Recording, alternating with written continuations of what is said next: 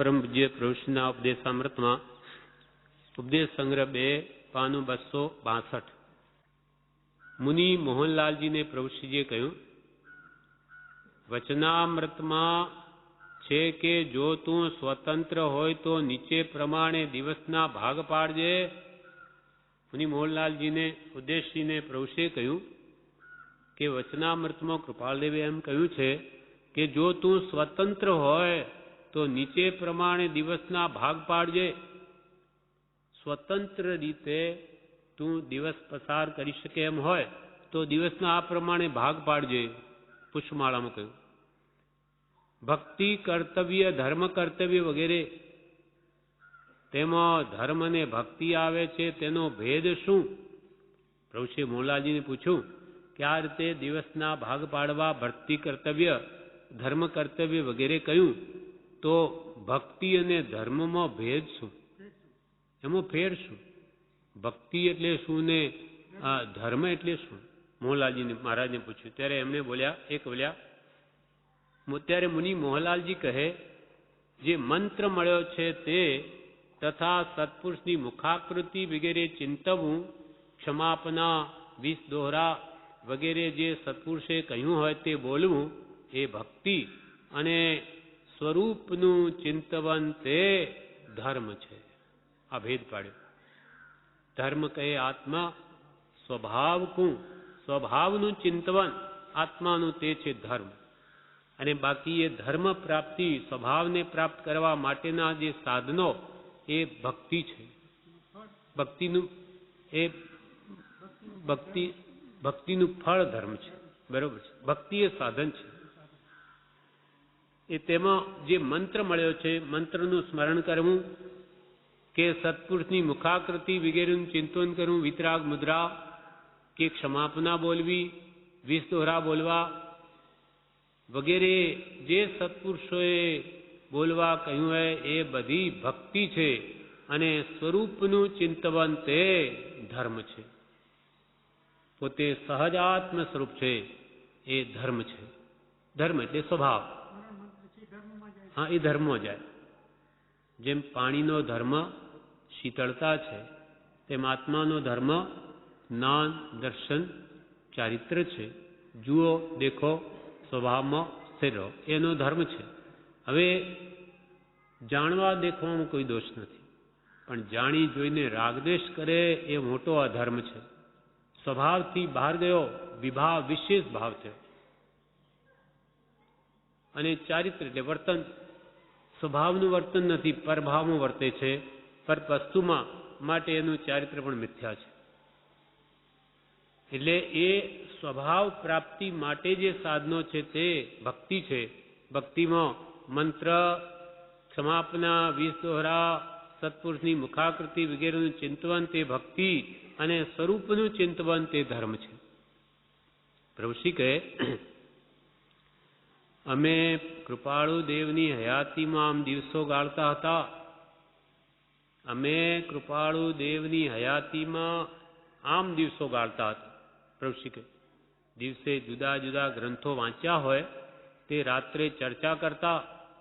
દિવસે પોતપોતાના ગ્રંથો સ્વાધ્યાય માટે વાંચે એટલે રાત્રે અમે બધા ચર્ચા કરીએ એકબીજાની કે ભાઈ આજે આ ગ્રંથમાં આવી વાત આવેલી, મેં એવું વાંચ્યું, પેલો બીજો કોઈ વાંચ્યો તો એ કે. આવી રીતે રાત્રે મુનિઓ તો લાઇટમાં બેસી શકે નહીં, પ્રકાશમાં. મુનિઓ માટે રાત્રિ એ ધ્યાન માટે છે. તો એક ધ્યાન કરે, ચિંતન કરે, કાં પછી આવી ચર્ચા કરતા.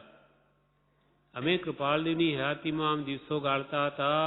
દિવસે જુદા જુદા ગ્રંથો વાંચ્યા હોય તેની રાત્રે ચર્ચા કરતા, પણ દિવસે ઊંઘવાની મનાઈ હતી. એટલે રાત્રે સુવાનો વખત થવાની રાહ જોતા. પ્રભુશ્રી કહે છે, દિવસે મુનિઓને સુવાની સાવ મનાઈ હતી. આજે પણ છે. એટલે અમને કે પ્રભુશ્રી કે અમને કૃપાલદેવે એમ કીધેલું એટલે અમે તો સૂઈ શકીએ નહીં. એટલે આ જુદા જુદા ગ્રંથો વાંચતા. એટલે રાત્રે જાણે કેટલા વહેલા સુવાનો સમય મળે, પણ રાત્રે પણ શું થતું, એ પછી રાત્રે સુવાના વખત થવાની રાહ જોતા. 2 પ્રહર નિદ્રાના પુષ્પમાળામાં છે. 2 પ્રહર કયા? ઊંઘ માટે 6 કલાક વધારે વધારે. એમ પુષ્પમાળામાં કહ્યું છે કૃપાલદેવે, પણ અમને તો એક જ પ્રહર મળતો, ત્યાં સુધી અમને તો એક જ પ્રહર મળતો અને 4 વાગે ઉઠતા. એટલે આટલું ચિંતન મનન નિધિધ્યાસન કરતા કે એક જ પ્રહર માત્ર નિદ્રા લેતા. પ્રતિક્રમણ વગેરે આવશ્ય કરી સવારે કેટલાક ગોચરી માટે જતા અને અમે વાંચતા. આખો પહોર ન બને તો ગમે તેમ કરી ઘડી 2 ઘડી નિયમિત રીતે તેમાં કાળ ગાળવો. પોતાની એટલી પુરુષાર્થમય વાત કરીને આપણને કહે છે કે ભાઈ અમને તો કંઈ આખો પહોર ન મળે, 3 કલાક સ્વાધ્યાય કરવા બેસી જઈએ તો અમારે તો કામ બહુ, એમ માનો કોઈ માને તો કે આખો પહોર એટલે 3 કલાક, એટલા અમને ન બને તો ઘડી 2 ઘડી તો નિયમિત રીતે ભક્તિ સ્વાધ્યાયમાં કાળ ગાળવો. એટલો સમય તો અવશ્ય કાઢવો. ઘડી 2 ઘડી, 2 ઘડી એટલે 48 મિનિટ, એક સામાયિક કાળ. એટલો સમય તો નિયમિત રીતે કાઢવો. ધર્મનું સ્વરૂપ તો અનુભવ થશે ત્યારે સમજાશે, પણ વિષય કસાય પ્રમાદ અને સ્વચ્છંદ એ તો ટાળવા અને તે ટળશે. કે ધર્મ તો ઘણી આગળની વાત છે, એ તો આત્માનો અનુભવ થયે, આત્માનો કેવો ધર્મ છે સમજાશે. પણ પહેલા એ ધર્મ પ્રગટવા માટે જોઈતી યોગ્યતા, વિષય કશાયની મંદતા, પ્રમાદને દૂર કરવો, એ તો કે કરો તો એ ધર્મની પ્રાપ્તિ થશે. ધર્મનું સ્વરૂપ તો અનુભવ થશે ત્યારે સમજાશે, પણ વિષય કશાય પ્રમાદ અને સ્વચ્છંદ ટાળવા અને તે ટળશે. તમે ટાળવા માંગો તો જરૂર ટળશે. 5 ઇન્દ્રિયના વિષયોની મંદતા થશે, કશાયો પણ જરૂર મોડા પડશે, પ્રમાદ પણ ઓછો થશે. ઓછો કરવો છે તો થાય, નહીં તો અનાદિથી જીવનો સ્વભાવ તો પ્રમાદી જ છે. એમાં આનંદ આવે છે. કૃપાલ કે પ્રમાદમાં જીવને રતિ છે, અનાદિથી રતિ છે. હા, પણ એમાં રતિ કરવા એ કાંઈ દેખાતું નથી. પણ આ જીવ એટલો પ્રમાદી કે છે કે ઊભો હોય તો બેસી જઈએ અને બેઠો હોય તો સૂઈ જાય. અને આજે તો કે રવિવાર છે, હું ઉઠી છું સાંજ 5 વાગે જમવાના ટાઈમે, પડ્યારો. અનાદિથી એની એવી રુચિ વિપરીત થઈ ગઈ છે, પ્રમાદ એને મીઠો લાગે છે. પણ નાનીઓ કે આવા પ્રમાદનો બહુ પડ્યો રહ્યો તો અહીંયાથી મરીને તું ક્યાં જઈશ? અજગરના ભાવમાં. કે પડ્યો જ રે, આખો દાડો સૂતો જ રે, કાં મગરમચ્છ થઈશ. એ પણ પડ્યા જ રે, ઊંઘ જ લે, ઊંઘ જ લીધા જ કરે. તો તને બહુ પ્રિય છે તો જા તે ભાવમાં. જે વસ્તુ જીવને પ્રિય હોય છે તે ભાવમાં જન્મે છે. માટે કે છે કે પ્રમાદ મહારીપુ છે, મહાશત્રુ છે. પ્રમત્ત ભાવે આ જીવનું ભૂંડું કર્યામાં કાંઈ પણ ન્યૂનતા રાખી નથી, તથાપી આ જીવને નિજ હિતનો ઉપયોગ નથી. એ જ અતિશય ખેદકારક છે. અનાદિકાલથી આપણો આત્મા પ્રમાદ જ સેવતો આવ્યો, એના ફળ પણ ભોગવતો આવ્યો, છતાંય આજે ક્યાં છૂટે છે પ્રમાદ? આજે કોઈ ખાઈ પીને સૂઈ રહ્યો તો આનંદ આવે એને કંટાળો નહીં આવે. 2-4 કલાક તો પડ્યા રહેવાનું મન થાય, પણ રાત્રે પડ્યો છે ને મરદા જેવો થઈને, મરદું થવું ગમે છે તને? નાનીઓ કે પુરુષાર્થ કર, આત્મચિંતન કર, પરભાવથી હવે મુક્ત થા. જ્યાં જ્યાં રાગ થાય તે વિચાર, અને રાગ કેમ થાય છે એ મોહ ઓછો કર. વિચાર વગર ઓછો નહીં થાય, વિચાર વિના જ્ઞાન થાય નહીં. અને અસત્સંગ ને અસત પ્રસંગથી જીવનું વિચાર બળ પ્રવર્તતું નથી. આવા નિમિત્તોમાં પ્રમાદ કરીને જીવ પ્રમાદ સેવે તે મોહ એના ઉપર સવાર થઈ જાય છે.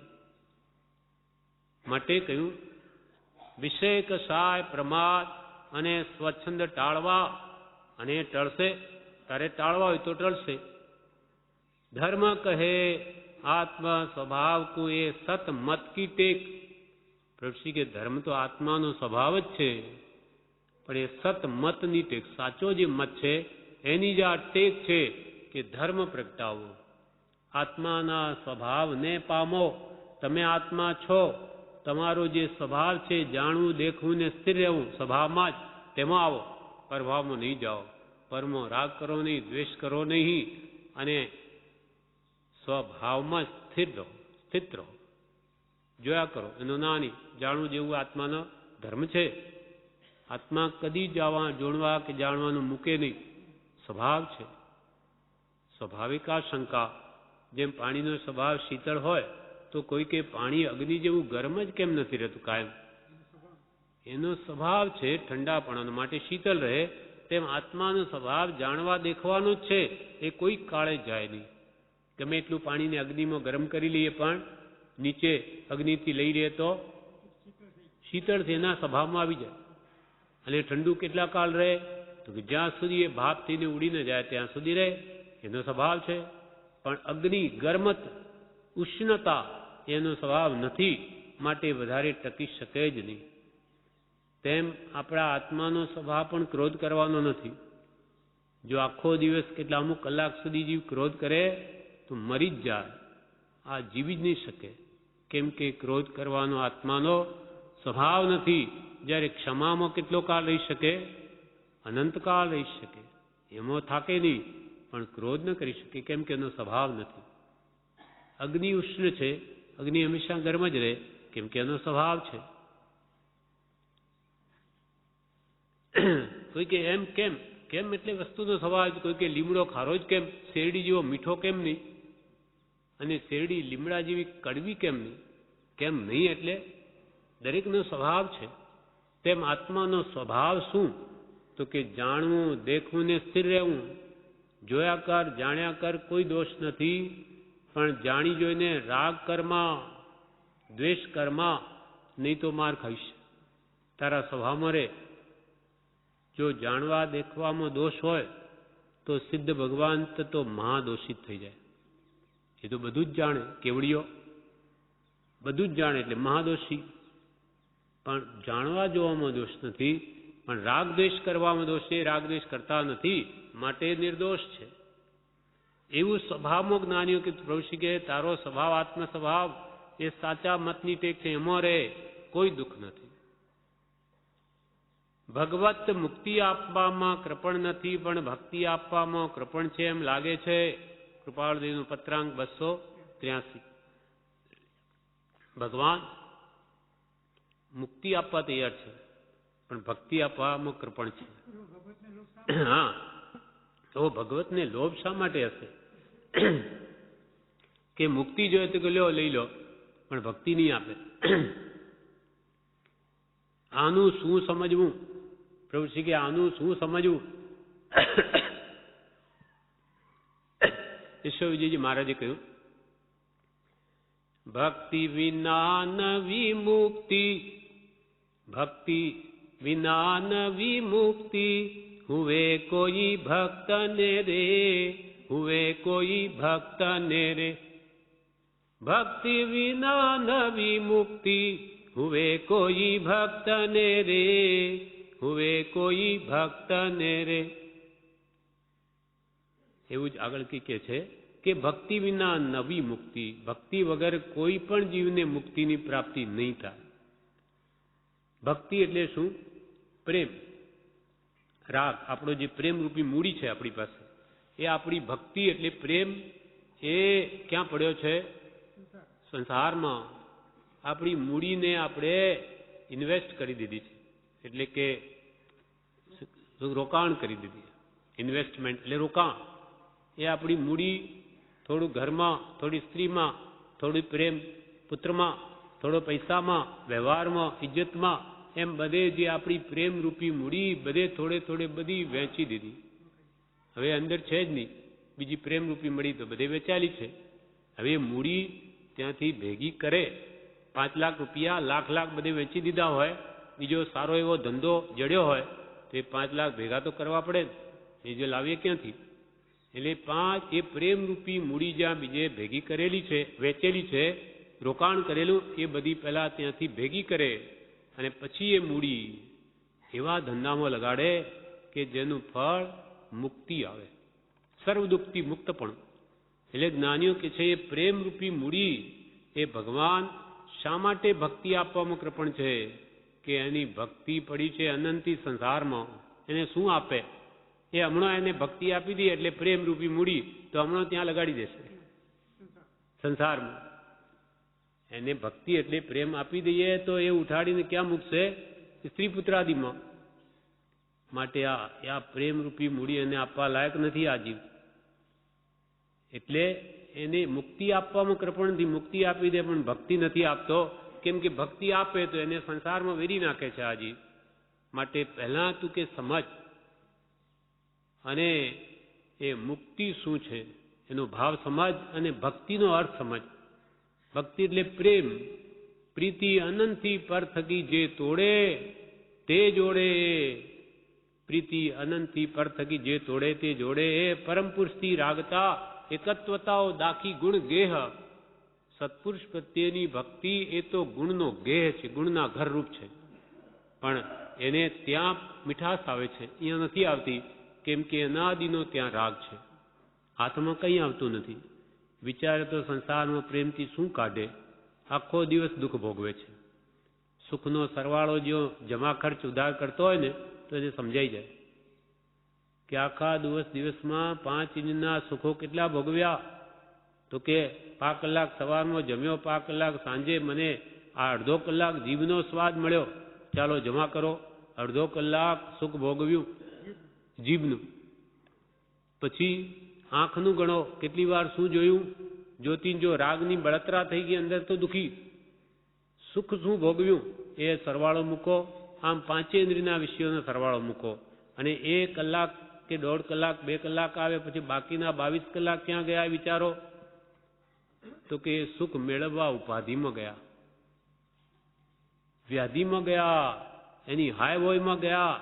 તો તમે 22 કલાક તો દુઃખ ભોગવ્યું અને જેમાં તમે સુખ માન્યું એ 2 કલાક જ મળ્યું. હા, એ ખરેખર સુખ છે જ નહીં. કેમ કે અંદરમાં તો એ આકુળતા, જેમ ભોગવે તેમ તૃષ્ણા વધે. તો સુખ ક્યાં મળ્યું? એટલે પુરુષ કે પ્રભુ આ જીવ ખરો વાણિયો નથી. વાણિયો તો લાભ વિના લોટે નહીં. એ તો જાણતો જ નથી મને લાભ સામો છે. આખી જિંદગી મથે અને ગમે એટલું ભેગું કરી અને પછી મૂકી અને ચાલ્યો જ બધું જ એમને એમ. એ ક્યાં વિવેકી છે? એને ક્યાં ભાન છે કે આ બધું શું કરી રહ્યો છું, કોના માટે ભેગું કરું? એ જો વિવેક આવી જતો હોય તો એનો ઉદ્ધાર કરી લે આજી. એટલે ખરો પ્રવૃત્તિ કે આજી ખરો વાણિયો નથી. વાણિયો તો લાભ વિના લોટે નહીં. એક વાણિયો હતો, વાણિયાનો દીકરો. એ શહેરમાં કઈ વસ્તુ લેવા ગયો તો ત્યાં બજારમાં એક જણનો રૂપિયો પડી ગયો. પહેલાં તો રૂપિયો એટલે કળદાર કહેવાતો મોટો, એની બહુ વસ્તુ આવતી. રૂપિયો પડી ગયો. હવે શેઠના દીકરાએ વિચાર્યું કે આ રૂપિયો પડ્યો છે, લેવો છે મારે, પણ હવે આમ હાથ ગાલીને તો કોણ લેવા દે? બધા ઊભા છે બાજુમાં, એટલે આમ તો કોઈ મને જોઈ લે તો કોઈ નહીં લેવા દે. એટલે એણે શું કર્યું કે આમ જાણે પેલી ફીટ આવે મૂર્છા, મરી કહેવાય શું, મૂર્છા આવી ગઈ, આમ ખાઈ પડી ગયો નીચે. આમ હાથ હલાવવા લાગ્યો, આમ તેમ કરવા લાગ્યો. એમ કરતા કરતા ધીમેથી પેલો રૂપિયો લઈ લીધો. કામ થઈ ગયું. પણ મૂર્છા જે આવી એમ લોકોને લાગ્યું. એટલે પછી સાંજે શેઠને બીજા મળ્યા ત્યારે કે શેઠ આ તમારો દીકરો તો દીકરાને શું ફીટ આવે છે? મૂર્છા ફીટ જ કે અને શું કે? હા એ આવે છે વાયુ કે શું? વાયુ આવે, વાય, હા વાય. તો કે ભાઈ કોઈ દિવસ આવું જાણ્યું નથી આવું. તો કે આજે તો એ બજારમાં તમારે એમને આવેલું ને, એ તો આમ જાણે બહુ આમ તેમ હાથ કરતો તો બહુ જ એને તો થઈ ગયેલું. પછી શેઠે પુત્રને પૂછ્યું કે બેટા શું આજે તને વાયુ આવેલું કે આ ફીટ આવેલી? ત્યારે કે બાપા તમે મને હજુ ઓળખ્યો નહીં, તમારો દીકરો છું. પણ શું થયું જુઓ, ત્યાં એક રૂપિયો પડેલો. હવે હું આવી રીતે બાપા લઈ લઉં તો મને કોઈ લેવા દે? એટલે પછી મેં એવો ઉપાય કર્યો કે આવી રીતે ફીટ આવ્યો એમ નીચે પડ્યો, હાથ હલાવ્યા, આમ કરીને રૂપિયો લઈ લીધો. એટલે બાપા બોલી ઉઠ્યા કે હું જાણતો તો હતો જ કે મારો લાલો લાભ વિના લોટે નહીં. મારો લાલો લાભ વિના લોટે નહીં, હું જાણતો હતો. હવે ખ્યાલમાં આવ્યું લાભ હોય તો કઈ લોટે નહીં તો આવી રીતે શું કામ કરે? વાણિયા સ્વાર્થી હોય છે. કૃપાલદેવે ક્યાં સુધી કહ્યું કે આ ધર્મ વાણિયાના હાથમાં ગયો એટલે આજે એવી દશા થઈ છે. આ બધા તીર્થંકરો રજપૂતો હતા, ક્ષત્રિયો. એમ કેમ કે માયાચાર જ્યાં છે ત્યાં ધર્મ નથી. સરળતા એ ધર્મના બીજ સ્વરૂપ છે. એમ પ્રભુશ્રી આ દ્રષ્ટાંત આપીને આપણને કહે છે કે આ જીવ ખરો વાણિયો નથી, સમજતો જ નથી કે મારો લાભ સામો છે. આવો અમૂલ્ય લાભ મૂકી દઈને તુચ્છ એવી વિષય કશાય કે આ ધનાદિ સામગ્રી માટે આખો મનુષ્ય ભાવ ખોઈ નાખું. આ તો એક જીવવાનું સાધન છે. પૈસા સર્વસ્વ નથી, એક જીવવાનું માત્ર સાધન. એ સાધન વડે સાધ્ય કરવાનું જુદું છે. એ તરફ લક્ષ ન હોય તો બધું ફોક. આપણા બાપ દાદાઓ લાખો મૂકીને મરી ગયા, આપણે પણ મૂકીને જવાનું જ છે. તો હવે જે કૃપાલદેવ કેવી વાત સમજાવી કે ભાઈ હવે વધારે કમાવાનું તો મૂકી દે, વધારે પ્રયોજન તો રળવાનું મૂકી દઈ, અને જે રળ્યો, જે પ્રાપ્ત કર્યું એનું તો સુખ ભોગવ. હવે 5-15 વર્ષ રહ્યા છે, એના વ્યાજમાં આવતા ભવનો લાભ લઈ દે, આત્મસાધન કરી લે, તો આ જે પ્રાપ્ત થયું એનું પણ સુખ વખતે ભોગવાતું નથી. વિશેષ મેળવવાની ઈચ્છામાં, વિશેષ તૃષ્ણામાં જે મળ્યું એનું પણ સુખ ભોગવાતું નથી. એ પણ વખતે જાય છે. અને એ નિમિત્તે જે કરેલા બીજા પાપો, 18 પાપસ્થાન, એનું ફળ તો હજુ આગળ છે. આ તો આ ભાવમાં જે પ્રાપ્ત કર્યું એનું સુખ જાય. માટે જ્ઞાનીઓ કે નિવૃત્ત થઈ ટેન્શન બધા વિશ્વના મૂકી દઈ હવે આત્મચિંતન કરો. બધા મોહ મમત્વાદી ઘટાડી દો તો પાઘડીના છેડે કસબ જેવું થશે. આ છેલ્લી જિંદગી પણ કામ કાઢી નાખશે. પણ હવે જો નહીં ચેત્યા તો બધી બાજી હારી જવા જેવું છે. મુનિ મોહનલાલજી કહે, પ્રભુશ્રી કહે, અમે કૃપાલજીની હયાતીમાં આવી રીતે દિવસ ગાળતા. અમને એક પ્રહર જ મળતો. 4 વાગે ઉઠતા, પ્રતિક્રમણ વગેરે અવશ્ય કરી સવારે કેટલાક ગોચરી માટે જતા, અને અમે વાંચતા. આખો પ્રહર ન બને તો ગમે તેમ કરી ઘડી 2 ઘડી નિયમિત રીતે તેમાં કાળ ગાળવો. ધર્મનું સ્વરૂપ તો અનુભવ થશે ત્યારે સમજાશે.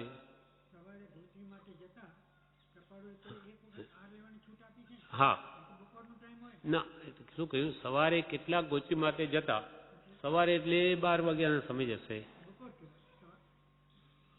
ના, બપોર તો પછી 12 પછી બપોર છે, તો કદાચ 10-11 વાગે જતા હશે, ખબર નહીં. પણ કૃપાલદેવે જ્યારથી કહ્યું એમને એક ભોજન, હા ત્યાર પછી તો એક જ વખત કરતા હતા એમ કહ્યું છે. હવે કયા ટાઈમે જતા ખબર નહીં, પણ એક વખત બધા ભોજન એમની આજ્ઞાથી કરતા થઈ ગયા હતા. પણ આખો પહોર આપણને શું કે છે, નહીં બને તો ઘડી 2 ઘડી તો નિયમિત રીતે જરૂર કાળ ગાળવો. ધર્મનું સ્વરૂપ તો જ્યારે અનુભવ થશે ત્યારે સમજાશે. પણ આ વિષય કશાય પ્રમાદ સ્વચ્છંદને અવશ્ય ટાળવા. ભગવત મુક્તિ આપવામાં કૃપણ નથી, પણ ભક્તિ આપવામાં કૃપણ છે એમ લાગે છે. કેમ કે જેને ખરી ભક્તિ પ્રત્યે, ખરી ભક્તિ એટલે પ્રેમ સત્પુરુષ પ્રત્યે, તેની મુક્તિ નિશ્ચય થાય, નક્કી થાય.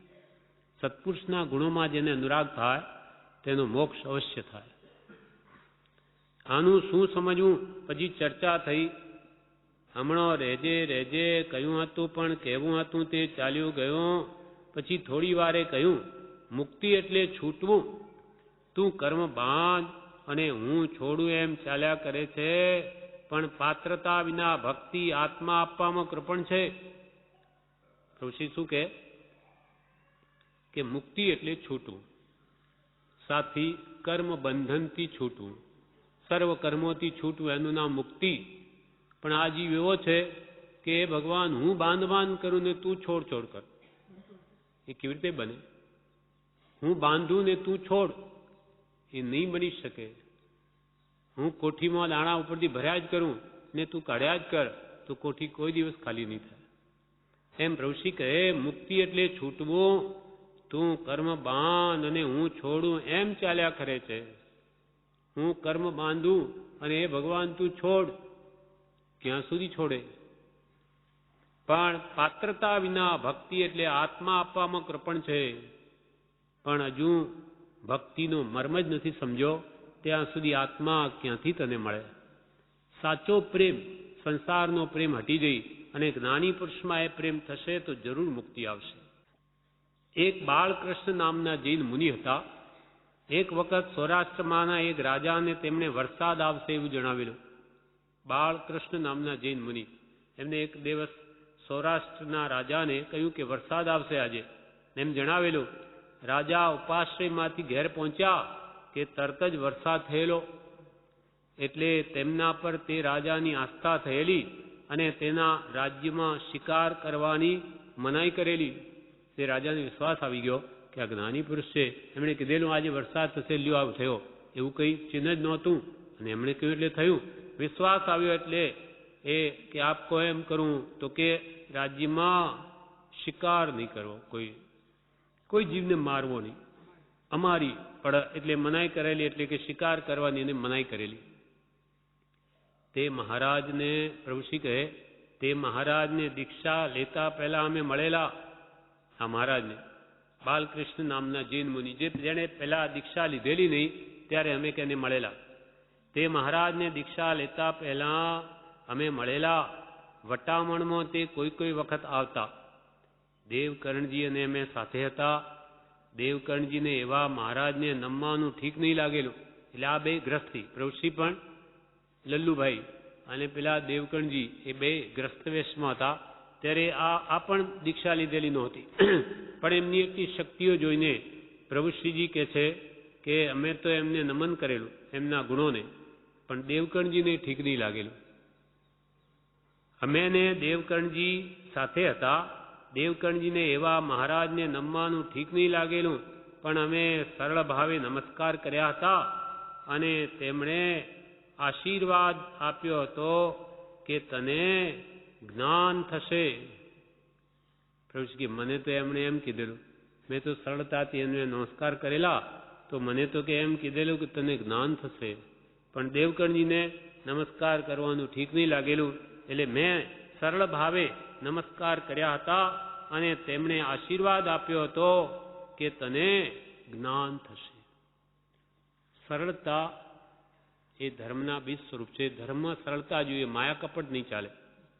વિશાળ બુદ્ધિ, મધ્યસ્થતા અને સરળતા અને જીતેન્દ્રિયપણું, એ ગુણો જે આત્મામાં હોય તે તત્વ પામવાનું ઉત્તમ પાત્ર છે. યોગ્ય જીવ છે. વિશાળ બુદ્ધિ જોઈએ, સંકુચિત બુદ્ધિ નહીં જોઈએ. મધ્યસ્થતા જોઈએ, સત જાણવાની જિજ્ઞાસા, સાચું તે મારું, મારું તે સાચું નહીં. મધ્યસ્થતા, સરળપણું, મનમાં તેજ, વચનમાં, વચનમાં તેજ, વર્તનમાં માયા કપટ નહીં. કે બોલે કંઈ, મનમાં વળી કંઈ બીજું, કરે કંઈ ત્રીજું, એ ધર્મના લક્ષણ નહીં. એમાં ધર્મ પરિણમી નહીં શકે. મધ્યસ્થતા, સરળતા, વિશાળ બુદ્ધિ, મધ્ય સરળતા અને જીતેન્દ્રિયપણું, ઇન્દ્રિયો પર સંયમ, એ પણ આ ધર્મ માટે અત્યંત આવશ્યક છે. વિશાળ સાચી સમજણની વિશાળતા, વિશાળ જ્ઞાની પુરુષનો બોધ, વિશેષ જાણેલો હોય તો એનો સંયમ, એનો ત્યાગ, વૈરાગ સ્થિર રહી શકે, તત્વ સમજી શકે. સરળતા, વિશાળ બુદ્ધિ હોય તો.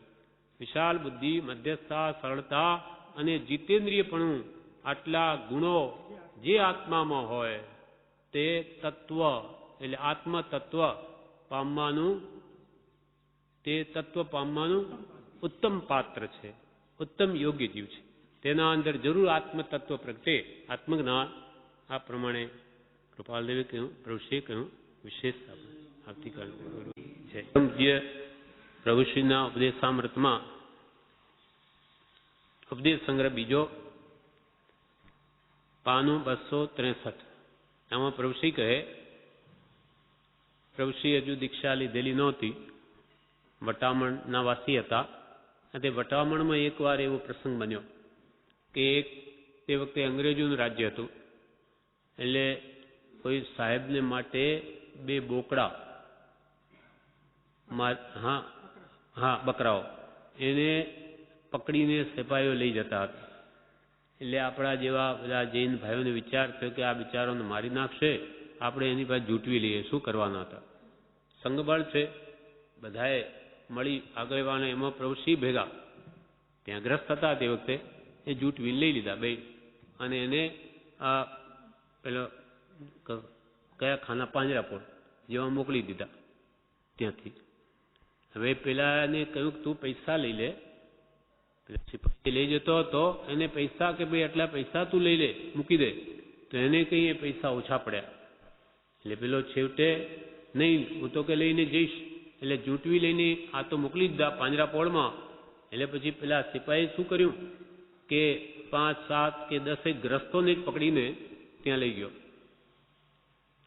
ત્યાં લઈ જઈ સાહેબ પાસે બધાને બહાર ઊભા રાખ્યા.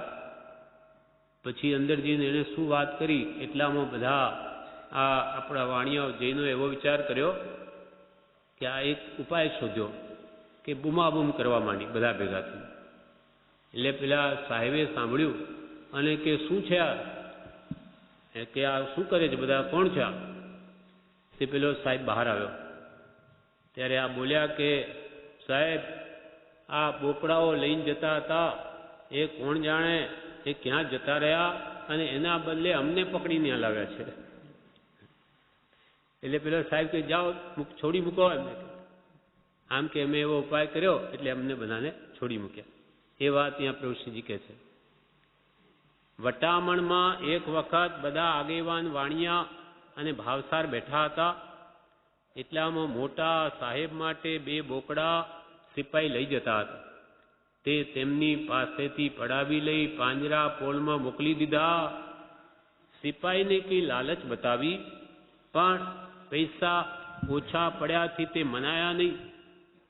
સિપાહી માન્યો નહીં અને 10-15 જણને પકડીને સાહેબના તંબુ આગળ લઈ ગયા. પછી સિપાહી ધમકાવા લાગ્યા. એટલે અમે એક યુક્તિ કરી, બધાએ બૂમરાણ કરી મૂક્યું, બૂમાબૂમ કરી મૂકી. સાહેબે બહાર આવી તપાસ કરી કે શું છે અને આમને શા માટે આણ્યા છે એમ પૂછ્યું. એટલે બધાએ કહ્યું કે સાહેબ, આ બોકડા કંઈ જતા રહ્યા છે તે માટે અમને પકડીને આણ્યા છે. બોકડાને બદલે એમને શું કાન લાવ્યા એમ. તે સાંભળી સાહેબે છોડી મૂકો એમ કહીને અમને કાઢી મૂક્યા. બોકડાઓ બચી ગયા. આ પ્રસંગથી શું જાણવાનું કે દયાભાવ એમનો હતો નાનપણથી, કે આવી રીતે વૃત્તિઓ કામ કરતી હતી. તારીખ 31/5/23 કૃપાલયનું વાક્ય. અભિનિવેશના ઉદયમાં ઉત્સુત્ર પ્રવૃત્તિના ન થાય તેને હું મહાભાગ્ય જ્ઞાની પુરુષોના કહેવાથી કહું છું.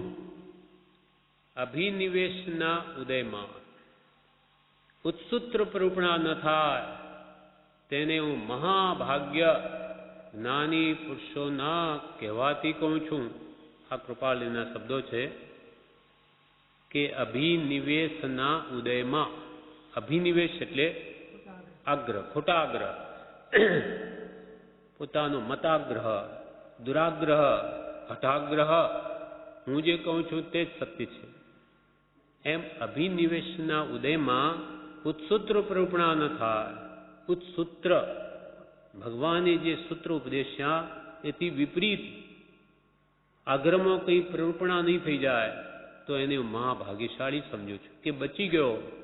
પોતાના ખોટા આગ્રહમાં ગમે તેમ જીવ ભગવાનના વચનો પ્રતિ બોલી દે, એવો આગ્રહ થઈ જાય કે અમારો જ મત સાચો, અમે જે કહીએ એમ જ ભગવાને મહાવીરે કહ્યું, મુપત્તિ જ લગાડવાનું કહ્યું, કે આ પ્રમાણે કપડાં પહેરવાથી જ મોક્ષ અથવા દિગંબર રહેવાથી જ મોક્ષ, એમ જે જે મતાભિગ્રહ દ્રઢ થયા હોય એ પ્રમાણે તમે વર્તો તો જ મોક્ષ માર્ગમાં છો, નહીં તો મિથ્યાત્વી છો. આવા મતાગ્રહના આગ્રહમાં આવી જઈને ભગવાનના વચનોની જો ઉત્સુક પ્રવૃત્તિ નહીં થાય તો કૃપાલય કે તમને મહાભાગ્યશાળી સમજું છું. નહીં તો આગ્રહમાં વિચાર નથી આવતો, ગમે તેમ ભગવાનના વચનો પ્રતિ બોલી દે. અભિનિવેશના ઉદયમાં એવો ખોટા આગ્રહોનો ઉદય આવી જાય. અભિનિવેશના ઉદયમાં ઉત્સુત્ર પ્રવૃત્તિ ન થાય તેને હું મહાભાગ્યશાળી કહું છું. કોનાથી? જ્ઞાનીઓના કહેવાથી કહું છું. કેમ કે જ્ઞાનીઓએ તો કહ્યું છે, પાપ નહીં કોઈ ઉત્સુત્ર ભાષણ જીસ્યો, धर्म नहीं कोई जग सूत्र सरीखो, पाप नहीं कोई वो सूत्र भाषण जिस्यो, धर्म नहीं कोई जग सूत्र सरीखो. ભગવાને જે સૂત્ર અનુભવીને સિદ્ધાંતો ઉપદેશ્યા તે સંપૂર્ણ સત્ય છે. મને ન સમજાય તેથી શું થઈ ગયું? મને તો ઘણું નથી સમજાતું, તેથી કે બધું નથી આ જગતમાં. ભગવાને કહ્યું તે બધું સત્ય છે. ખામી મારી છે અને અધિકારીપણાને લીધે તથા સત્પુરુષના યોગ વિના સમજાતું નથી. બાકી જ્ઞાનીઓ તો બધું સમ્યક જ કહ્યું છે. આપણને કલ્યાણરૂપ થાય એ જ કહ્યું છે. નથી સમજાતું, મારી ભૂલ છે, મારી બુદ્ધિ નથી. કૃપાલ કે મીઠામાં લૂણ ઓછું હોય, તાગમાં મીઠું ઓછું પડ્યું હોય તો ત્યાં જ વૃત્તિ રોકાઈ જાય. હા, ત્યાં જ હવે શું ખાવું, હા કંઈ હવાજ તો છે નહીં, બધું ભૂલી જાય. કંઈ સારા વિચારો આવતા બધા ગયા અને ત્યાં જ વૃત્તિ ચોટી રહે કે કાંઈ હવાજ નથી. આવી તો જેની બુદ્ધિ છે એ ભગવાન તીર્થંકરના વચનનો શું નિર્ણય કરી શકે? એવી તુચ્છ બુદ્ધિ છે, તુચ્છ વિષયોમાં ચોંટી રહે એ ભગવાન તીર્થંકરો ક્યાં? એની જે વિરક્ત દશા ક્યાં? અને આપણી દશા ક્યાં? આપણે એના વચનોને શું માપી શકીએ? ભગવાને જે કહ્યું તે સત્ય જ છે, સત્ય જ હોય એમ માનવું, એમાં જ આપણું કલ્યાણ છે. અભિનિવેશના ઉદયમાં ઉત્સુત્ર પ્રવૃત્તિના ન થાય તેને મહાભાગ્ય જ્ઞાનીઓના કહેવાથી કહું છું. કેમ કે પાપ ભગવાનના વચનોની વિરુદ્ધ બોલવા જેવું કોઈ પાપ નથી, અને ભગવાને જેમ કહ્યું એ પ્રમાણે માનવા જેવું કોઈ પુણ્ય નથી. ભગવાને જેમ કહ્યું તે જ સત્ય એ માની એ શ્રદ્ધા છે, શ્રદ્ધારૂપ સંકિત છે. ભલે આપણને નહીં સમજાય, પણ ભગવાને તો એને કોઈ રાગવેશ નહોતા. એ શું કામ ખોટું કહે? અથવા અજ્ઞાનવશ ભૂલથી કહી જવાય તો કે ભગવાનમાં અજ્ઞાનનો અનંતાંશ પણ નહોતો. ભગવાન તો સર્વજ્ઞ, સર્વ જેણે જાણી લીધું છે, એના જ્ઞાનથી કંઈ બહાર નથી એવા ભગવાન હતા. માટે અજ્ઞાનવશ કંઈ નહીં કહી શકે કે ભાઈ ભગવાનને ખબર નહીં હોય એટલે શું કંઈ પણ દે. ભગવાનને ખબર ન હોય તો કોને ખબર હોય? એ તો સર્વજ્ઞ, સર્વજ્ઞ એટલે જેણે જાણી લીધું એવા ભગવાનના જ્ઞાનથી આ વિશ્વમાં કંઈ છે જ નહીં બહાર. એટલે ભગવાન અજ્ઞાનવશ કોઈ દિવસ ખોટું કહી શકે નહીં. તો કે કશાયમાં આવીને આપણે ખોટું બોલી જઈએ, ક્રોધને વશ, માનને વશ, માયાને વશ, લોભને વશ, તો કે ભગવાનમાં એવા કોઈ દોષો હતા જ નહીં. એ તો નિષ્કસાઈ ભગવાન હતા. માટે કશાય ભાવને આધીન પણ ભગવાન ખોટું કહી શકે નહીં. તો પછી એમને આટલામાં આટલા અનંતા જીવો કેમ બતાવ્યા? એક બટાકાના સોયની અણી પર અનંતા જીવો છે કેમ બતાવ્યા? તો કે એમાં હતા એટલે બતાવ્યા. નહીં તો તમને આમ કહેવાથી એમને શું ફાયદો હતો? શું મળી જવાનું હતું? જેમ હતું તેમ કહ્યું. અહીંયા પણ આ સૂક્ષ્મ નિગોદ ભરેલી છે, ઠાસીને કાજલના કૂપાની જેમ એમણે જોયા એટલે કહ્યું, નહીં હોત તો નહીં કહે. જેમ છે તેમ કહ્યું છે. આપણે ન માનીએ તો પણ એમ જ રહેવાનું છે. આપણે આપણા આત્માને નહીં માનીએ તો આત્મા આત્મા જ રહેવાનું છે. કોઈ કાળે જડ થવાનો નથી. આપણે દેવલોક કે નરક ગતિને ન માનીએ તેથી કંઈ દેવલોક એ બંધ થઈ જવાના નથી કે નરકો બંધ થઈ જવાની નથી. એમનું એમ જ રહેવાનું છે. માનો કે ન માતો, માનો પદાર્થનું સ્વરૂપ છે, જેમ છે તેમ જ રહેશે. પાપનું ફળ દુઃખ છે તે દુઃખ આવશે જ. શુભ કરે ફળ ભોગવે દેવાધિગતિમાં, અને અશુભ કરે નરકાદિ ફળ કર્મ રહિતન ક્યાંય જવું જ પડશે. પાપ કરશો નરક નિગોદાદિમાં જવું જ પડશે. મારું ત્યાં માનવું કે ન માનવું પણ કાંઈ કામ આવે નહીં. માટે ભગવાન કેમ માની લો? શું કામ તમારું ત્યાં ડાપણ કૂટો? એક પ્રસંગમાં, કૃપાલદેવના પ્રસંગમાં આવે છે, એક જણે પૂછ્યું કે વધારે ડાયો વધારે ખરડાય અને ભોળાનો કે શીઘ્ર મોક્ષ થાય. કૃપાલને પૂછીએ બરાબર છે? તો કે બરાબર છે. વધારે ડાયો વધારે ખરડાય, એને સહેજે શ્રદ્ધા થાય નહીં કે આવું બધું કંઈ હોતું હશે. આવા અનંતા જીવોને અહીંયા બધા એ કંઈ હોઈ શકે નહીં. આવું એ પાણીના ટીપોમાં અસંખ્યા જીવ કેવી રીતે રહી શકે? એની બુદ્ધિના માપે માપવા જાય. એની બુદ્ધિ હજામણી છે. પ્રભુ શ્રી એને શું સમજાય? બુદ્ધિથી જડ બુદ્ધિ જીવ સંત વિના શુદ્ધ માર્ગ કોણ બતાવે? એવું જડ બુદ્ધિ આ જીવ છે અને એ આ બુદ્ધિના બળે નિર્ણય કરવા જાય, નહીં થાય. એના કરતાં સીધો માર્ગ જ્ઞાની કે તેમ માની લેવું પોતાનું ડાપણ મૂકીને, તો બાળા ભોળાનો કે છે શીઘ્ર મોક્ષ છે. શ્રદ્ધા કરી પકડ કરી એનું કામ થઈ ગયું. અને ડાયા ડાપણ કરનારા પુરુષે પણ કહ્યું રહી જશે, અને બાળા ભોળાનું કામ થઈ જશે, પકડ કરી હશે તેનું કામ થઈ જશે. એટલે આપણે પણ અભિનિવેશના ઉદયમાં ઉત્સુત્ર પ્રવૃત્તિના ન થાય તેને માટે તેને હું મહાભાગ્ય જ્ઞાનીઓના કહેવાથી કહું છું. આ કૃપાલદેવે કહ્યું. હવે એક મુમુક્ષુ કહે, અભિનિવેશ એટલે આગ્રહ, એક શાસ્ત્રીય અભિનિવેશ અને બીજો લૌકિક અભિનિવેશ. પ્રત્યક્ષ જ્ઞાની છતાં શાસ્ત્ર ઉપર બહુમાન રાખવું તે શાસ્ત્રીય અભિનિવેશ, અને લૌકિક તો પોતાની સમજને ખરી કરવા મથવું તે. આ વાત સાંભળીને પહેલા મુમુક્ષુ બોલે છે, પછી પ્રભુશ્રી કહેશે. મુમુક્ષુએ કહ્યું અભિનિવેશ એટલે આગ્રહ, ખોટા આગ્રહ, દુરાગ્રહ, હટાગ્રહ કે મતાગ્રહ. અભિનિવેશ એટલે આગ્રહ એક શાસ્ત્રીય અભિનિવેશ. શાસ્ત્રીય અભિનિવેશ શાસ્ત્રોનો આગ્રહ એવો થઈ જાય, ભલે કૃપાલ અહીંયા આવે ને એક આમ સાહિત્ય ચમકી છે આ કાળમાં, તો કે ના, શાસ્ત્રમાં કંઈ લખેલું નથી, માટે તમે કહો એમ નહીં, શાસ્ત્રમાં કહે બરાબર. એ શાસ્ત્રીય અભિનિવેશ. શાસ્ત્રો આવ્યા ક્યાંથી? નાની પુરુષના મુખમાંથી, એના હૃદયમાંથી. પણ એ જ્ઞાની પ્રત્યક્ષ નહીં માને, શાસ્ત્રનું માને, એ શાસ્ત્રાભિનિવેશ.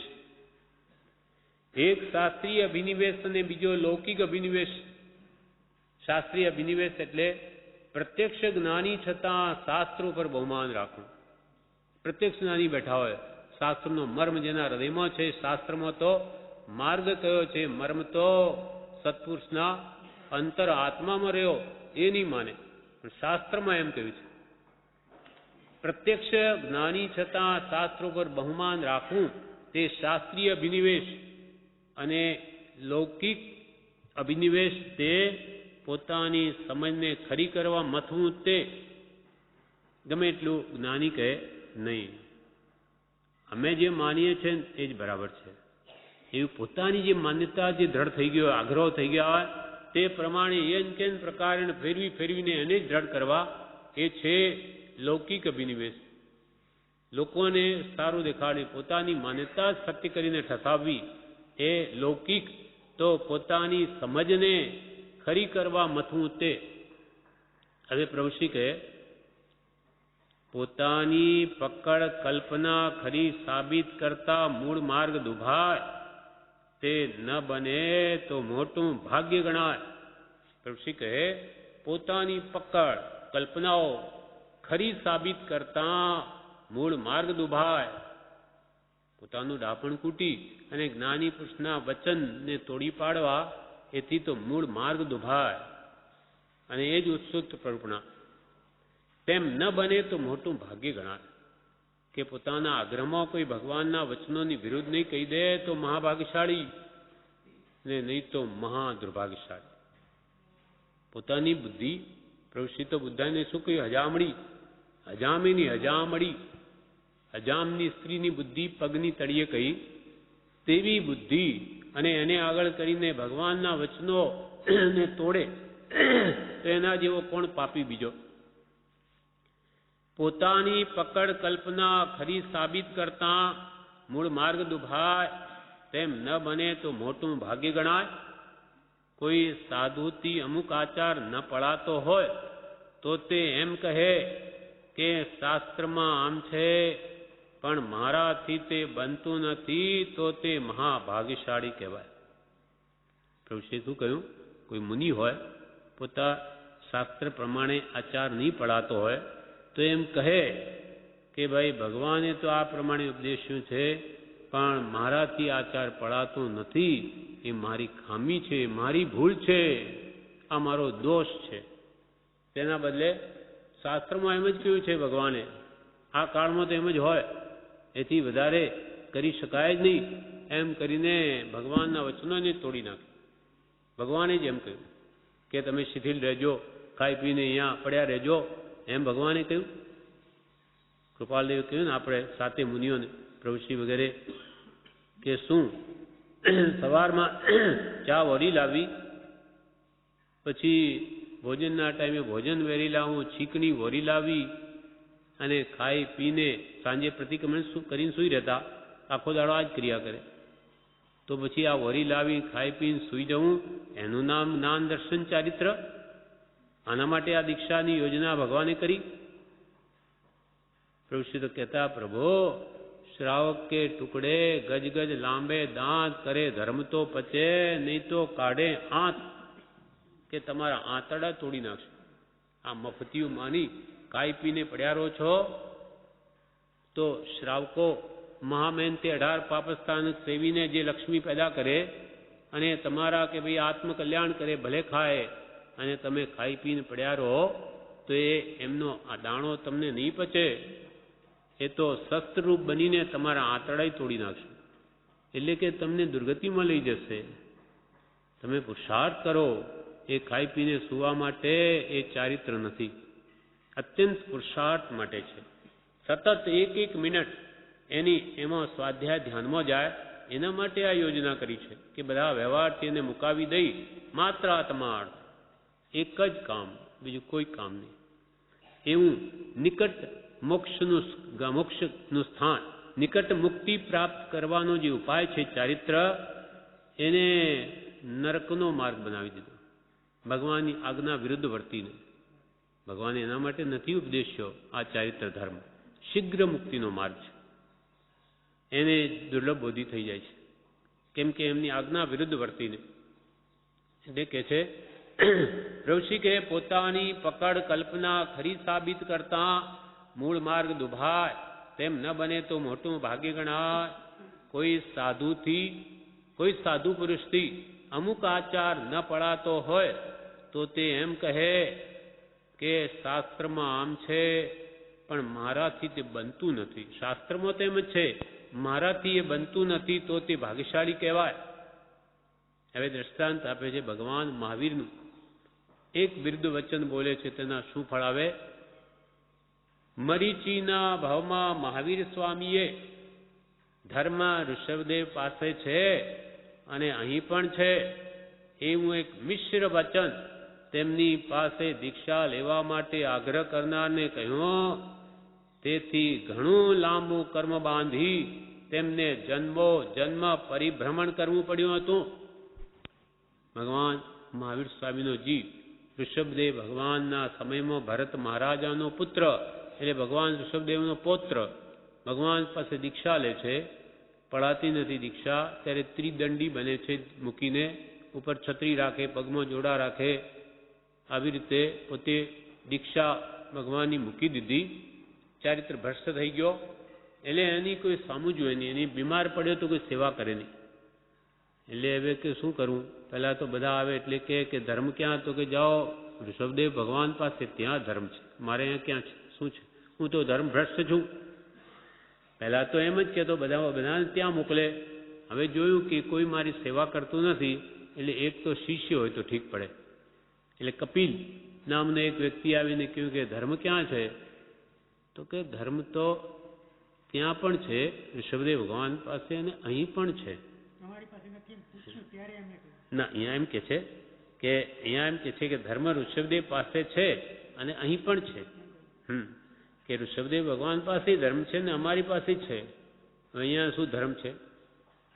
ધર્મ તારી પાસે હોય તો ત્યાં મૂકીને શું કામ આવ્યો? ભગવાનનો ધર્મ જો બે એક જ હોય. પણ આ મિશ્ર વચન બોલી દીધું, ત્યાંય છે ને અહીંયા છે. ધર્મ ઋષભદેવ પાસે છે, અહીં પણ છે, એવું એક મિશ્ર વચન તેમની પાસે દીક્ષા લેવા માટે આગ્રહ કરનારને કપિલને કહ્યું. તેથી ઘણું લાંબુ કર્મ બાંધી તેમને જન્મ પરિભ્રમણ કરવું પડ્યું હતું. એ પરિભ્રમણનો કાળ જો વિચારીએ ને, ઓહો, એક કોડી સાગરોપમ. એક સાગરોપમ એટલે શું? તો કે જે 4 કોષ લાંબો, 4 કોષ ઊંડો, 4 કોષ પહોળો, 4 કોષ એટલે 8 માઇલ એટલે 13 કિલોમીટર. અહીંયાથી આણંદ સુધી લાંબો ખાડો, એટલો જ પહોળો, આણંદ જેટલો, એટલો જ ઊંડો, અને તેમાં આપણા વાળની યુગડિયાના વાળ આપણા કરતાં બહુ જ પાતળા હોય, એના કટકા કરવા કે છે, એ પણ એટલા નાનામાં નાના કટકા કરવા જેના બે નહીં થઈ શકે કટકા, એવા વાળના કટકાથી એ ખાડો ભરવો, એવો ઠાંસી ઠાંસીને ભરવો કે ચક્રવર્તીની સેના ઉપર જાય તો એક વાળ નીકળે નહીં, આટલો મોટો, આણંદ જેટલો પહોળો. કલ્પના કરીએ તો કે ઓહો, એમાં કેટલા બધા આવા ઝીણા વાળના કટકા આવે, કોઈ અસંખ્યાત અનંતની સંખ્યા વટાવી જાય, અસંખ્યાત ઉપર એક હોય તો જગન્ય અનંત કહેવાય. એમ એમાંથી પછી 100 વર્ષે એક વાળનો પેલો કટકો કાઢવો, કેટલો કાળ જાય? સંખ્યાત કાળ વયો જાય. એક ત્યાં તો એક પલ્યો પંપ કહેવાય. હા, એવા તો 10 લાખ 10 કોડાકોડી પલ્યો પંપનો એક સાગરો પંપ, એવા કુવાનો, એવા એક કોડાકોડી સાગરો પંપ. અનંત કાળ સુધી ભગવાન ભટક્યા છે. આ ચોથો આરો ખાલી ઋષભદેવ ભગવાનથી લગાવી અને ભગવાન મહાવીર સમય સુધી, મહાવીર સ્વામી સુધીનો આ કાળ, અને એમાં 42,000 વર્ષનું આપણો 21,000નો 5મો આરો અને 21,000નો 6થો આરો, એ બધો એક કોડાકોડી સાગરોપમાં આવે. એટલા કાળ સુધી ભગવાનને ભટકવું પડે. એક આ ઉત્સૂત્ર પરૂપણા, આમાં શું એમને મળી ગયું? એટલે ભગવાનના વચનોથી વિરુદ્ધ બોલવામાં કેટલું બધું પાપ, ધર્મની મહાહીનતા છે. એટલે આવા દોષો તો આપણામાં આવવા જ નહીં જોઈએ. ધર્મ ઓછો કરીએ પોસાશે, પણ ભગવાનની વિરોધ એક પણ વચન કહેવું નહીં. એટલે કૃપાલે કે જે જ્ઞાની કે જ્ઞાનીના આશ્રિત બે મોક્ષ માર્ગમાં છે, એટલે જ્ઞાની કે જ્ઞાનીના આશ્રિતની આસાધના નહીં થવી જોઈએ, નહીં તો એ અનંતાનુમનની ભાંગામાં ચાલ્યો જાય, અનંત સંસાર વધારી દે, 70 કોડાકોડી સાગરોપમનો મૌની કર્મનો બંધ પાડી દે. માટે હંમેશા ડરતા રહેવું. જ્ઞાની પુરુષે જ્ઞાની પુરુષના આશ્રિત જે મોક્ષ માર્ગમાં છે, એની કોઈ રીતે આપણાથી આ સાધના ન થાય. વિશેષ પુરુષાર્થ કરે એને બળ આપવું, પણ પુરુષાર્થ તોડીને એને પુરુષાર્થહીન થા એવો પ્રયત્ન કદી કરવો નહીં. એમાં કપિલ ભગવાન ઋષભદેવ પાસે ગયો હતો, ધર્મ પામત, પણ એની ધર્મથી ભ્રષ્ટ કર્યો. પોતે તો ભ્રષ્ટ છે જ, એટલે એને બિચારાને ભ્રષ્ટ કરી દીધો. એટલે કબીરદાસજીને એમ થયું કે जिनका गुरु है लालची दया नहीं सिखमाही, उन दोनों को भेजिए उजड़ कुआ माही. જેનો ગુરુ લાલચી છે, લોભી છે, અને શિષ્યમાં પણ દયા નથી, એ ગુરુને શિષ્ય બંનેને ઉપાડીને ઉજળ કુવામાં નાખી દો. આવું કેમ બોલ્યા? આવું પાપવાળું વચન કહેવાનો આશય કે ગુરુ પોતે તો ડૂબી મરે છે એના સંસારમાં, પણ એ હજારોને લઈને ડૂબશે. બિચારા બીજા જીવો તો બચશે. એટલે દયાથી એમ કહ્યું કે આ લોકોને દૂર કરી દો ક્યાંય, કે જેથી આ બીજા જીવોને તો ભવિષ્યની બગાડે. એમ કહેવાનો આશય કે કુગુરુ મહાભયંકર છે. અનંત સંસાર, અનંત જીવન બીજાનું લૂંટી લે, એટલે એ આ મહામોહનીય કર્મને બાંધે છે.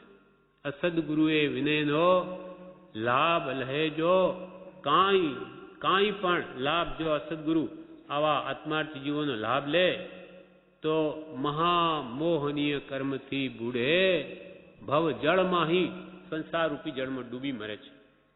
માટે ધર્મના કામમાં મોટા થવા જેવું નથી, અને ધર્મના કામમાં દાપણ કરવા જેવું નથી. વ્યવહારનું આટલું નહીં નડે જેટલું આ નડે છે. આનંદ સંસાર વધારી દે. એટલે કે છે પ્રભુશ્રીજી, મરીચીના ભાવમાં મહાવીર સ્વામીએ ધર્મ ઋષભદેવ પાસે, જેને અહીં પણ છે, એવું એક મિશ્ર વચન તેમની પાસે દીક્ષા લેવા માટે આગ્રહ કરનારને કહ્યું. તેથી ઘણું લાંબુ કર્મ બાંધી તેમને જન્મ પરિભ્રમણ કરવું પડ્યું હતું. જન્મ ઠેઠ ભગવાન ઋષભદેવ ઠેઠ અંતિમ તીર્થંકર ભગવાન મહાવીર સ્વામી થયા. આવા ભગવાનને એ કર્મો ભોગવવા પડ્યા, તો આપણા જેવા પાપીઓને નહીં ભોગવવા પડે એમાં શું નવાય? ભોગવવા જ પડે. મુમુક્ષુ કહે, પોતાની ઈચ્છા ન હોય છતાં પ્રભુ એવા ઉદયને લઈને બોલી જવાય તો શું? કે આપણો તો એવો ભાવ ને સૂત્ર પરૂપણાનો અને બોલી જવાય તો શું? બોલી જવાય તો પ્રભુ કે મુમુક્ષુએ તો સત્પુરુષના ગુણગ્રામ કરવા, ધર્મ તો સત્પુરુષ પાસેથી સાંભળવો, કઈ દાપણ કરવા ગયો તો ઝેર ખાધા જેવું છે. ધર્મ તો સત્પુરુષ પાસે જ સાંભળવો. આપણે કૃપાલદેવ કે એને આ વચનોને પ્રભુ શ્રીજી બ્રહ્મચારીજી જ્ઞાનીના વચનોને જ્ઞાની સમજાવે તે યથાર્થ છે. એમાં આપણે ડાપણ કરીને એનો કંઈ કે સ્વમતી કલ્પના અર્થ કરીએ તો પ્રભુ શ્રી કે કંઈ ડાપણ કરવા ગયો તો ઝેર ખાધા જેવું છે, મરી જઈશ. ઝેર ખાય તો મરે. તેમ ભગવાનના વચનોને આપણી બુદ્ધિ પ્રમાણેનો અર્થ કરે તો એનો આ એક ભવ જ નહીં મરણ. ઝેરથી તો એક જ ભવ મરે, આ તો ભવો ભવ મરે. અનંતકાળ સુધી જન્મમરણ વધી જાય. એટલે સ્વમતી કલ્પનાએ જ્ઞાની પુરુષના વચનોના કદી અર્થ કરવા નહીં. સમજાય તો ઠીક, નહીં તો મને ખબર પડતી નથી એટલું કહેવામાં શું જાય? પણ એને મારી મચડીને ગમે તેમ પોતાનો જાણે હું જઈ જાણતો નથી શું એમ કરીને મારી મચડી અર્થ કરવા જાય તે બિલકુલ યોગ્ય નથી. અનંત સંસાર કરી દે. એટલે મુમુક્ષુએ પ્રભુ શ્રી કે મુમુક્ષુઓએ તો સત્પુરુષના ગુણગ્રામ કરવા, પણ ધર્મ તો સત્પુરુષ પાસેથી સાંભળવો, કઈ ડાપણ કરવા ગયો તો ઝેર ખાધા જેવું છે. એટલે પોતાનું ડાપણ કરવા ગયો તો ઝેર ખાધા જેવું છે. ઝેર ખાય અવશ્ય મરણ થાય, તે એક જ ભવ મરે, આ ભવો ભવ મારે. માટે આમાં તો હે ભગવાન હું કંઈ ન જાણું, તું જાણે તુભે જાણમ, અહમ ન જાણામી તત્સમિચ્છામી દુક્કડમ. હે ભગવાન તુભે જાણમ, તું બધું જાણે, અહમ ન જાણામી હું કંઈ જાણતો નથી, માટે તત્સમિચ્છામી દુક્કડમ. મારા મિથ્યા દુષ્કૃત નાશ પામો, મારા જે ભૂલો થઈ ગયો અનાદિકાલની તે ભગવાન મને માફ કરો. બીજું આમાં કાંઈ જ જાણતો નથી. એવો સીધો સરળ માર્ગ છે.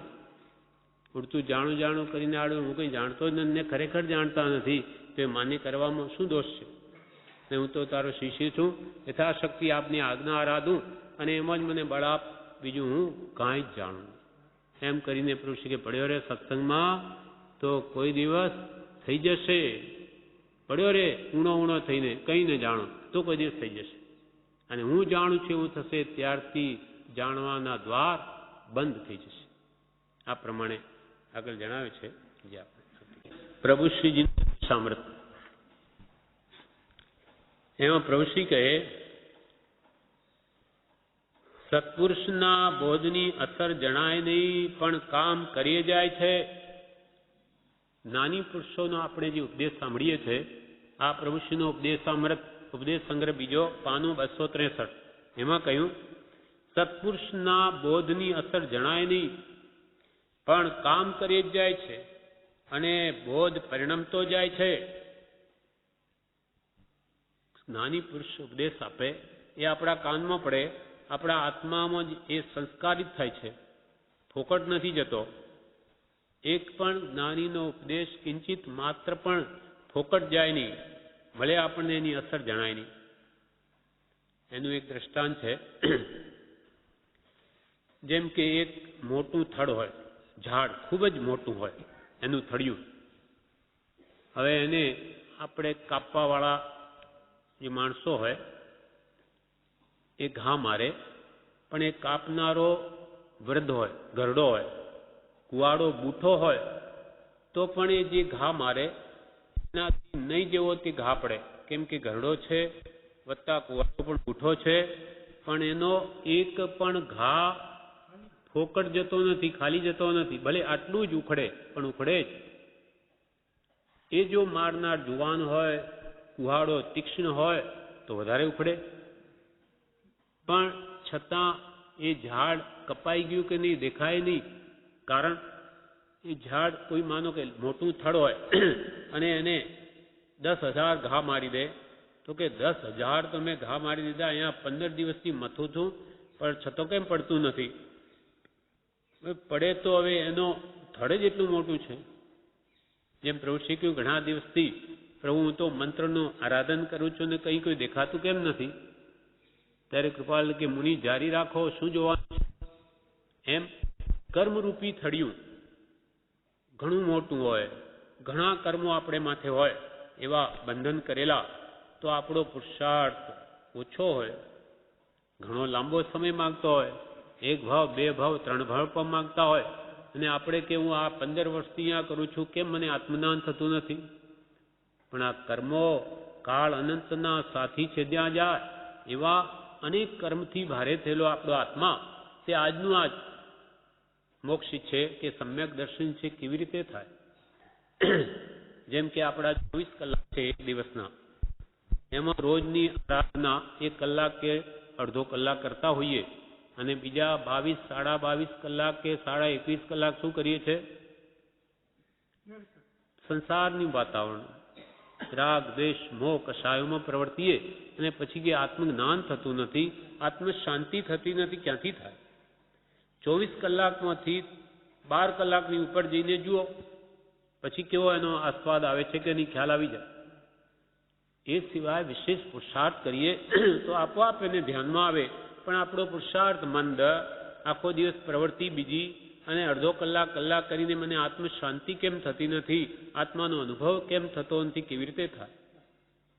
પુરુષાર્થ બળ વધારે તો અસત વસ્તુનો પ્રભાવ પડે, સતનો પ્રભાવ કેમ ન પડે?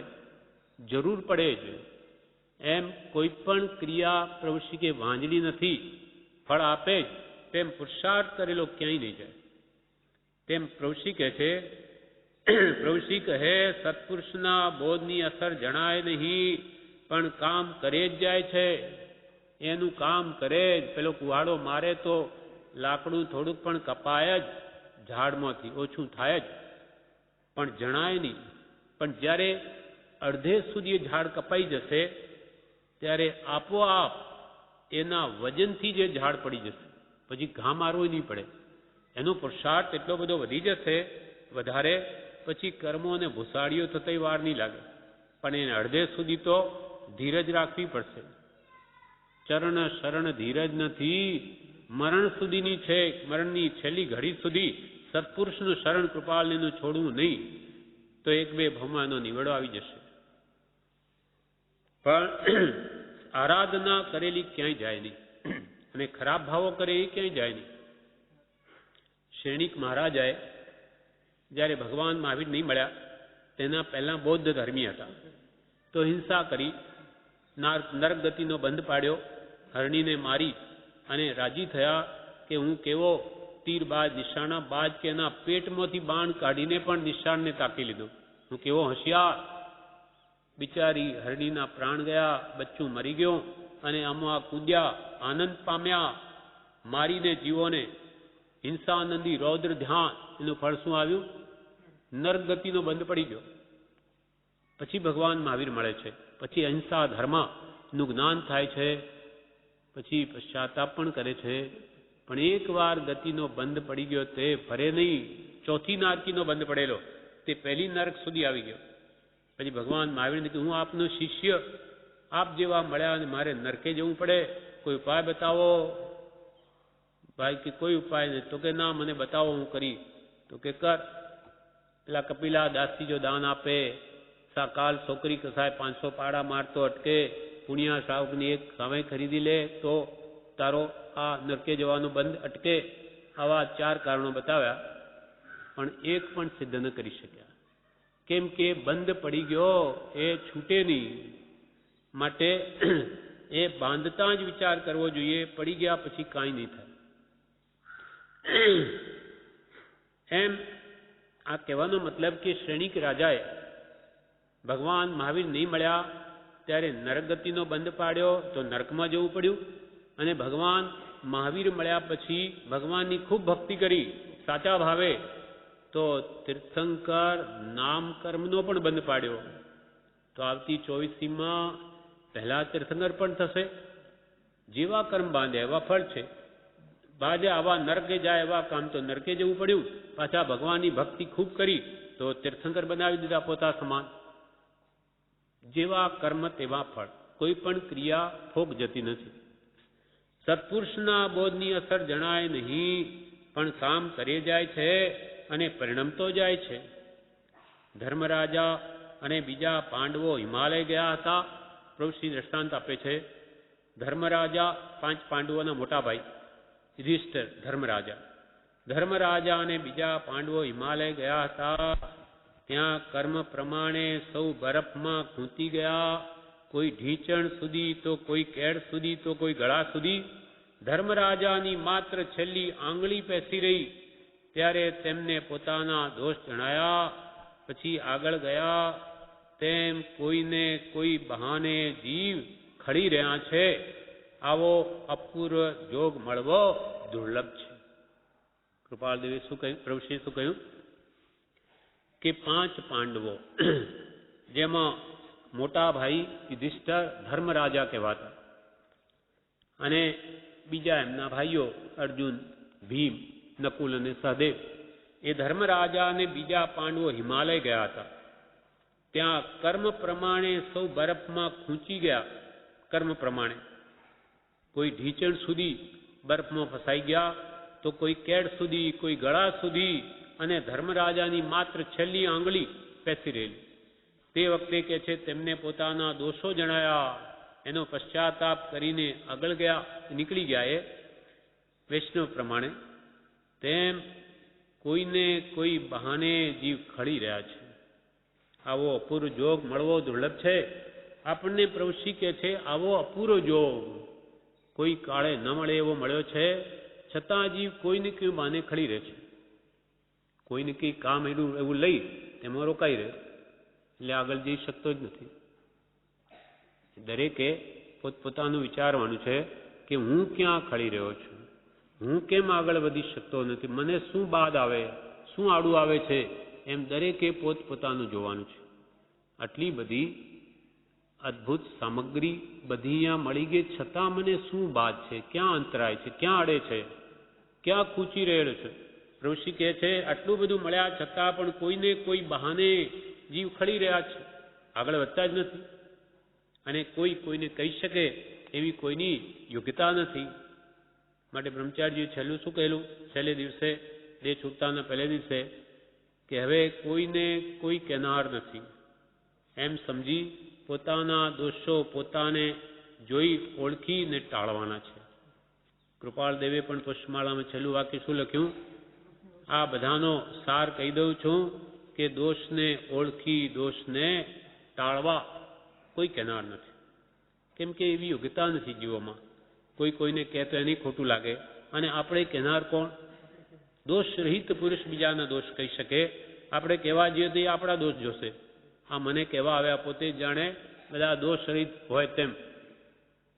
એમ પોતાના દોષો પોતાને જોઈને કાઢવાના છે. પણ આ જીવ ક્યાં ને કંઈ ખડી રહે છે. તેમ કોઈને કોઈ બહાને જીવ ખડી રહ્યા છે. આવો અપૂર્વ જોગ મળવો દુર્લભ છે.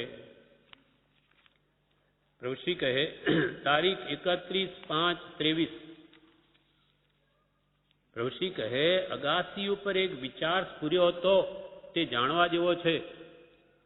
પ્રભુશ્રી કહે અગાસી ઉપર એક વિચાર સ્ફુર્યો હતો, તે જાણવા જેવો છે. પછી કહ્યું સંતથી, સત્સંગથી, પ્રત્યક્ષ પુરુષની વાણીથી અને પ્રત્યક્ષ પુરુષથી શ્રદ્ધા જેને થઈ છે તેની આજ્ઞાએ વર્તનાર તે જ્ઞાત પુત્ર, જ્ઞાનીનો પુત્ર છે. તે બધા સંચિત પામવાના સાધન છે.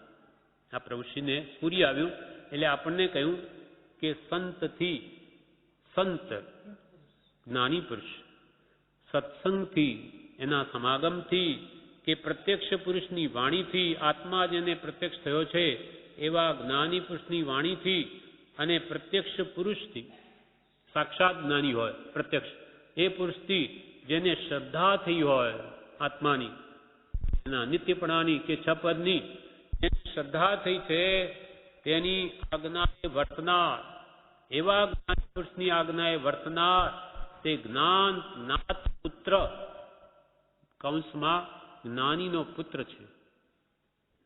જ્ઞાની મોક્ષ માર્ગમાં છે, એની આજ્ઞાએ ચાલનારે જ્ઞાનીનો પુત્ર છે, અર્થાત એનો આશ્રિત છે. અને જ્ઞાનીને જ્ઞાનીના આશ્રિત બે મોક્ષ માર્ગમાં છે. હા, તેમાં બરોબર છે. એ જ્ઞાત પુત્ર, અહીંયા પ્રભુશ્રીએ એમ કહ્યું કે તે જ્ઞાત પુત્ર છે. જ્ઞાત પુત્ર એટલે કૌંસમાં જ્ઞાનીનો પુત્ર છે. પિતાને ખરેખરે અનુસરડે તે પુત્ર પિતાની અનુસરનાર. આપણે ભગવાન મહાવીરનો મૂળ માર્ગ કૃપાળદેવે જાણ્યો, ભગવાન મહાવીરનું હૃદય કૃપાળદેવે જાણ્યું, કૃપાળદેવે આપણને ઉપદેશ આપ્યો. હવે ખરેખર એ માર્ગને આપણે અનુસરીએ તો જ એને અનુયાયી. ભગવાન જ્ઞાત પુત્ર પણ કહેવાતા, એ એનો પુત્ર છે. આપણને અહીંયા બીજો અર્થ કર્યો કે જ્ઞાનીનો પુત્ર છે, જ્ઞાનીની આજ્ઞા આરાધે તે. અને જેમ પુત્રને પોતાના બાપની બધી રિદ્ધિ મળે, બધી સંપત્તિ બેટાને મળે, તેમ જ્ઞાની એવા કૃપાળુદેવનો જે આશ્રિત હોય એ પિતા સમાન કૃપાળદેવ, અને પુત્ર થઈને રહે, એની આજ્ઞા આરાધે તો એની જે સર્વ સંપત્તિ છે તેને જરૂર પ્રાપ્ત થાય. સંત અગાસી ઉપર એક વિચાર સ્ફુર્યો હતો, તે જાણવા જેવો છે.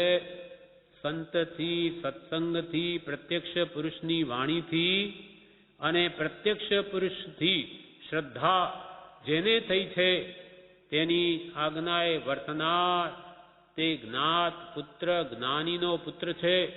તે બધા સંકિત પામવાના સાધન છે. સમ્યક દર્શન એટલે આત્મજ્ઞાન. સંકિત કહો, આત્મજ્ઞાન કહો, ભેદ જ્ઞાન કહો, સમ્યક દર્શન કહો, વિપરીત માન્યતાનો અભાવ કહો, એક જ છે કે આત્માની શ્રદ્ધા કહો. એ બધા સંકિત પામવાના સાધન કયા કયા? એક તો સંત પુરુષ, સદગુરુ સંત સ્વરૂપ હતું જ એ દ્રઢતા કરી દે.